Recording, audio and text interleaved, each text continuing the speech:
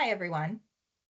Welcome to our first webinar to hopefully assist all of you in understanding and navigating the transition into the Next Gen MyCare Ohio program.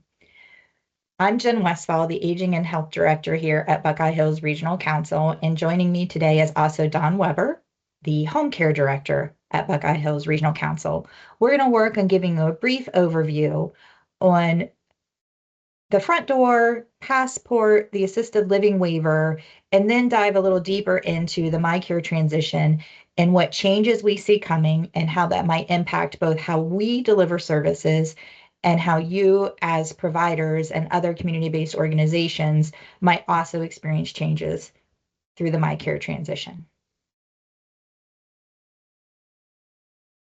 As most of you know, Buckeye Hills Regional Council serves this 8-county region in Southeast Ohio.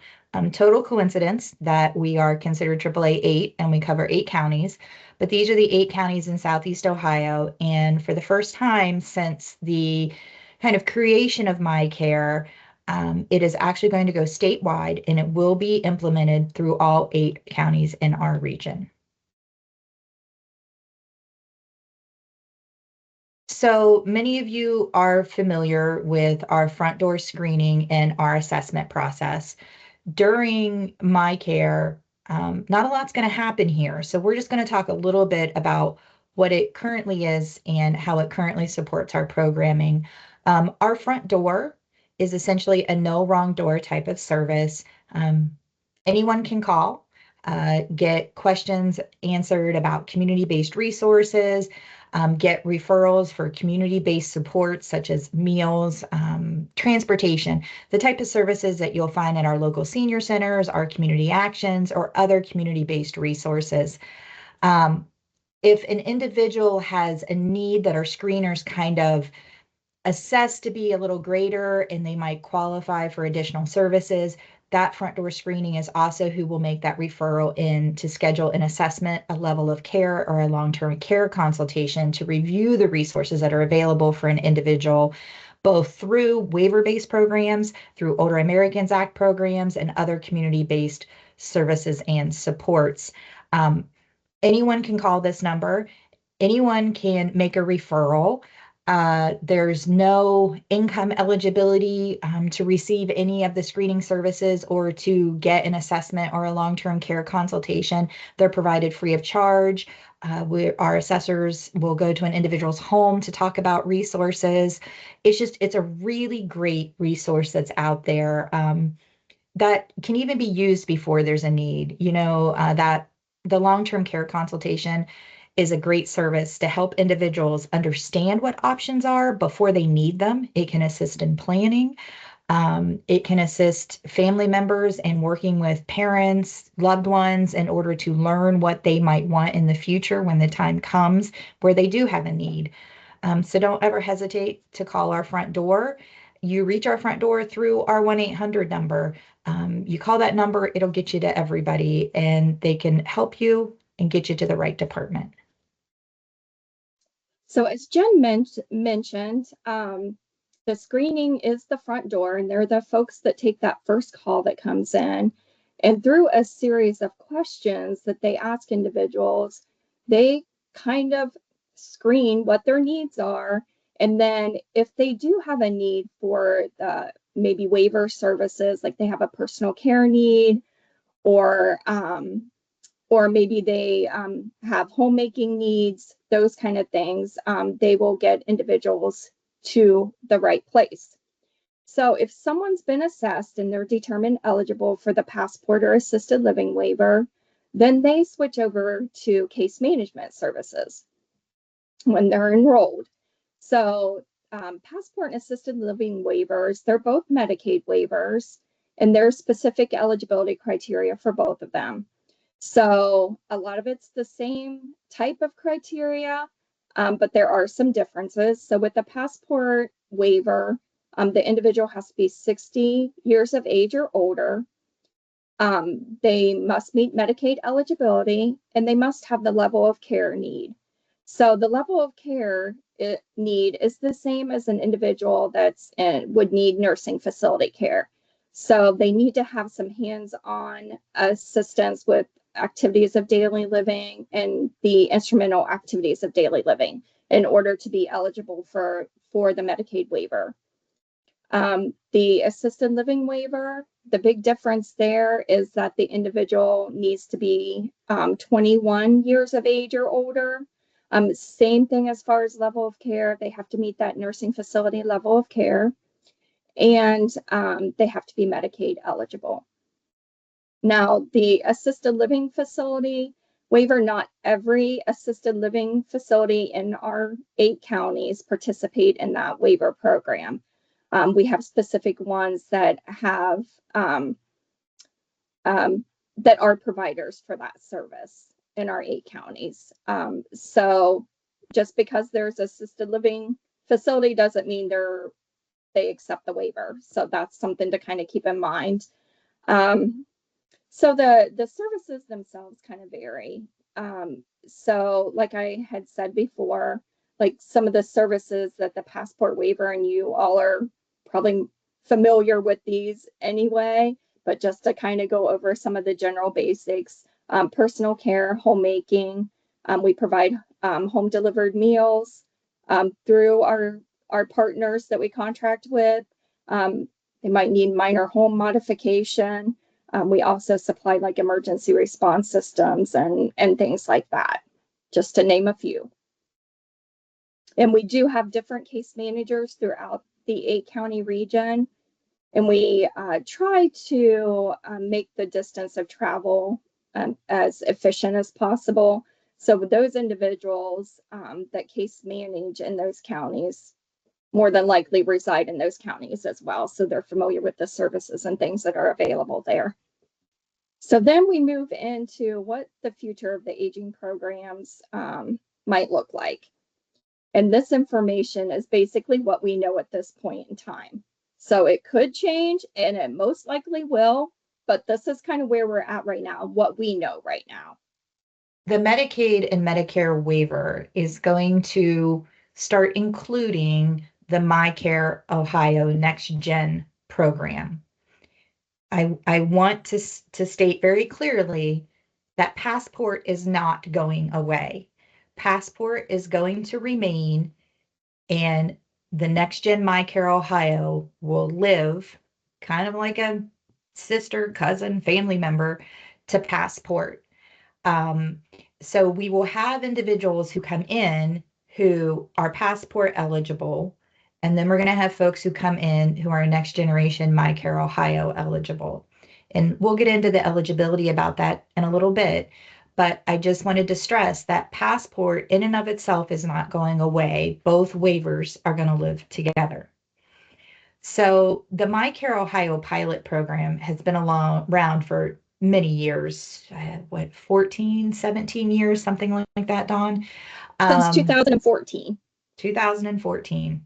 And a couple years ago, legislation came out that was directing ODM, the Ohio Department of Medicaid, to implement the MyCare Ohio program to a statewide program. Up until now, it's resided only in our more urban counties, such as, the major cities, Toledo, Columbus, Cleveland, Cincinnati, Youngstown, Akron, Canton, in those areas. So now it has to go statewide, including all 88 counties. The phase 1, so the traditional, what we call MyCare 1.0, it technically ended on December 31st of 2025. And the next gen MyCare Ohio, what we affectionately call MyCare 2.0, it went into play January 1 of 26. And so the first group that hopped were the ones who were already doing MyCare. Because with the termination of MyCare 1.0, all of those individuals needed someplace to go on January 1. So the folks who are already enrolled in MyCare 1.0 moved to MyCare 2.0 on January 1. The rest of the state is slowly going to transition over the course of 2026 with a target date, and this is just simply a target, of it being statewide in all 88 counties by August 1st. And in the next couple slides, we'll show you how that's going to happen in transition. So there's 4 managed care plans. And so let's get into that a little bit. What's happening essentially, and what you will see is different between Passport and MyCare, is that in MyCare, the payer and the quick care coordination is going to be handled by a managed care organization. And there are 4 plans that are participating in the MyCare Next Gen program, the MyCare 2.0. It is Anthem Blue Cross, it is Buckeye, CareSource, and Molina. Now, if you're paying attention and looking at the slide, you'll see that there's an asterisk by Buckeye. Although the MyCare 2.0 started January 1, Buckeye is not actively participating, I guess, in year 1 because they are still developing their provider network. So Buckeye will come on at 100% in 2027. So for 2026, Anthem, CareSource, and Molina are participating at full capacity. Buckeye is operating, but at a more limited capacity. Each of these care plans participated in the original MyCare program, except for Anthem. Anthem is new. But the other 3 have been participating in MyCare 1.0. So we talked about the phase 1 and the phase 2 expansion. So this is the listing of it. As you can see, AAA's 1, 2, 6, 4, 10A, 10B, and 11 had some portion of their AAA designation region hop over from MyCare 1.0 to MyCare 2.0 on January 1. Each region kind of has a combination of what would be deemed rural and urban counties. So their already participating counties hopped over on January 1, and all of those participants started into MyCare 2.0. Now, the phase 2 is what's going to be happening over the 2026 calendar year. So like April 1st, AAA 4, 6, and 11, their more rural counties who have not been participating in MyCare are going to transition over. And then on May 1st, that's going to happen for AAA 2. And then also May 1st, AAA 3 and AAA 5, they're going to be kind of the first non-MyCare AAAs with primarily all rural counties hop over and start operating with MyCare 2.0. Then you see June 1st is AAA 7, July 1 is AAA 9, and August 1st is us, AAA 8. And I've told everybody I've never been so happy to be last because hopefully we've got the majority of the kinks and everything. We've got it figured out and it's running smooth by August 1st. Because there's a lot that we're concerned about with the rural counties transitioning over, primarily kind of living around having a strong enough provider network through the managed care plans to support our consumers. So what does this mean? As Jen said, the passport waiver will not go away.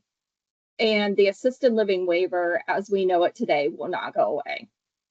What will change is that individuals with both Medicare and Medicaid, so those duly eligible folks, will be participating in the MyCare Ohio waivers. So the regular passport and assisted living waiver groups, as far as size, will shrink considerably as we move into the next generation MyCare waivers. And the point is that, like, we will be, as the AAA, we will be providing waiver service coordination. And we will work alongside the managed care plan and their care coordinator to meet the needs of the individuals. So we'll be doing a lot of collaborating, our waiver service coordinator and their care coordinator. So, like I said, they're called FIDE-SNP eligible folks. Those are the dually eligible. It's fully integrated, dually eligible special needs plan. Those are the individuals that will be going into the next generation MyCare Ohio waiver. So there is no passive enrollment in MyCare 1.0. They had what was called passive enrollment. So what happened was if an individual was eligible, they were automatically enrolled into MyCare. There is no passive enrollment occurring in MyCare 2.0. Individuals have to actively enroll and have to actively select their plan. They will, and it's because there's choice. And Dawn, remind me, is it choice in Medicare or Medicaid? It's choice in Medicare. Like the individual always has a choice where their Medicaid options are concerned. So what happens in MyCare is they will select, they will be in a Medicaid, and this gets confusing, I'm not going to lie, and Dawn will correct me if I'm wrong. They will select or be enrolled in a Medicaid managed care plan, and they will be given time to select their Medicare plan. If the individual does not select a Medicare plan, then they will be placed in the matching managed care plan to their Medicaid, correct? They will choose their Medicare plan. If the plan is one of those 4 plans, then their Medicaid will match that plan. See, I had it reversed. If they have a different Medicare plan or they have traditional Medicare, then they will select the Ohio Department of Medicaid will select a Medicaid plan for them. But this does not happen until there's been some time pass, giving the individual time to select which plans that they want. We know, as you can tell, I got it reversed. It's not super clear. But from what we understand at this moment in time, that is how it's going to work. Dawn touched a little bit on waiver service coordination versus care coordination. Our care managers aren't going anywhere. They are still going to be here locally to support the folks who are enrolled in Next Gen MyCare. And they will continue to work in Passport with those consumers who stay in the Passport program. We have an estimation, and it's literally a guesstimate, but they're guessing that roughly 80% of our current Passport and assisted living enrollees will transition over to Next Gen MyCare. And if you're a provider who contracts with us for Passport or assisted living services, this is important for you to understand that 80% of our Passport consumers are potentially going to transition into Next Generation MyCare. Same eligibility requirements as far as Medicaid eligibility, age, service needs, all those kind of things remain the same as far as the eligibility for the Next Generation MyCare Ohio waivers. So the impact on the individuals, I think is just like during that enrollment period and picking your Medicare plans, which I know a lot of folks have already done that. So it'll just be a matter of whether those are aligned plans or if you have one plan for Medicare and one plan for Medicaid, you'll still be in Next Generation MyCare Ohio waiver. So it really, is kind of up to the individual whether they feel like one of those 4 plans is the best option for them for their Medicare and their Medicaid. So it's kind of up to that individual and what meets their needs. Like taking a look at what providers are in their network as well. Yeah, and speaking of the providers, the impact on the providers, contracting. This is something that as we talked about, 80%, potentially 80% of our Passport consumers hopping over to MyCare.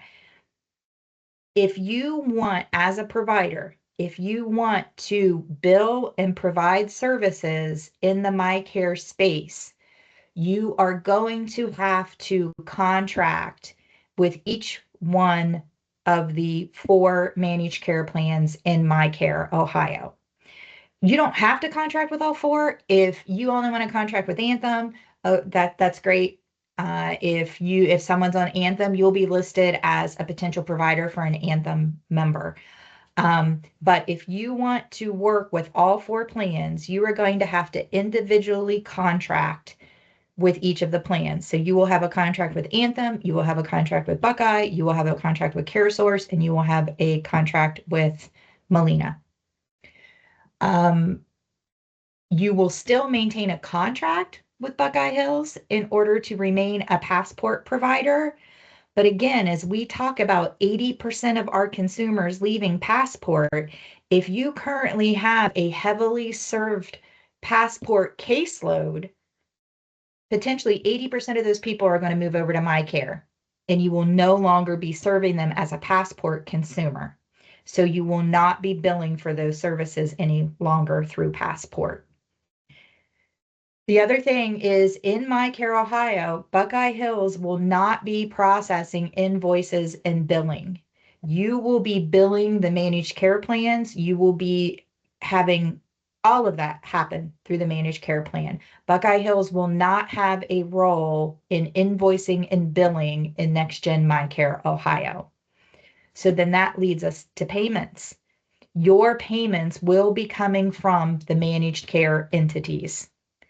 If you bill in MyCare Ohio, then that payment will be coming from managed care. Again, Buckeye Hills will not have a role in the contracting, in the invoicing, billing, or the payments in MyCare Ohio. That will take place with the managed care entities. So if you want to keep providing the services to those individuals, I'm going to reinforce this again, you need to reach out to those providers and begin the contracting, to those MCOs and begin the contracting process. If you go on the Ohio Department of Medicaid MyCare website, there's a section on there dedicated to providers. It has the links. It'll help explain the changes and the impact to the provider network. It'll give you links to each of the managed care entities to start that contracting process.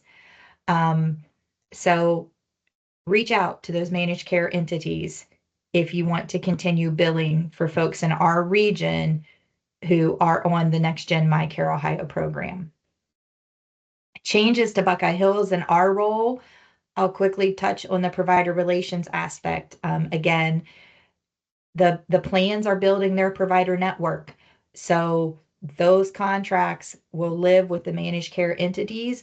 Our provider relations team will still have oversight on Passport and Older Americans Act, and will still assist you in contracting issues, provider issues, rules, and things like that in relation to Passport and Older Americans Act going into the future.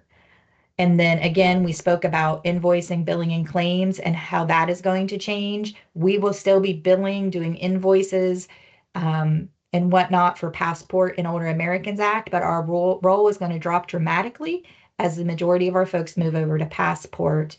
Dawn spoke a little bit about care coordination and waiver service coordination earlier. I don't know, do you want to add anything else to that? I can't think of anything as far as that. Like I said, like our case management staff will be what's called the waiver service coordinator.